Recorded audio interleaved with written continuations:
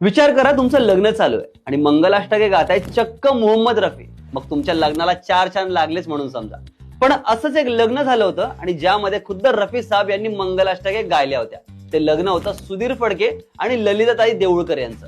चला तर हा किस्सा जाणून घेऊया. सुधीर फडके उर्फ आपल्या सर्वांचे लाडके बाबूजी, ज्यांनी एक धागा सुखाचा, आमचा राजू कार उचला, खेड्यामधले घर कौलारू अशी एकापेक्षा एक अजरामर गाणी देऊन रसिकांना मंत्रमुग्ध केले. पण बाबूजींचे व्यक्तिमत्व इतकाच त्यांचा लग्नाचा किस्सा सुद्धा भारी आहे. एक मराठमोळं लग्न आणि त्यात मंगलाष्टक गातायत खुद्द स्वर सम्राट मोहम्मद रफी.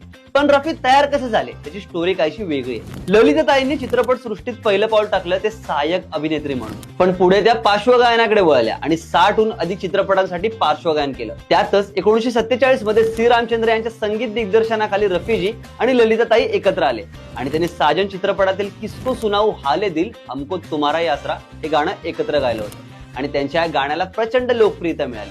परंतु रफीजी इंडस्ट्रीमध्ये नवीन असल्यामुळे त्यांना या गाण्याच्या रेकॉर्डिंग दरम्यान खूप दडपण आलं होतं. रेकॉर्डिंग वेळी ते थोडे अडखळले. तेव्हा ललिताताईंनी त्यांना आत्मविश्वास दिला, ज्यामुळे रफींचं गाणं खूप चांगल्या पद्धतीने रेकॉर्ड झालं. पुढे ललिताताई आणि रफी यांच्यात खूप घट्ट मैत्री झाली आणि त्या मैत्री खातरच 1949 साली सुधीर फडके आणि गायिका ललिता देऊळकर यांच्या विवाह सोहळ्यात मोहम्मद रफी यांनी मंगलाष्टका गायली होती.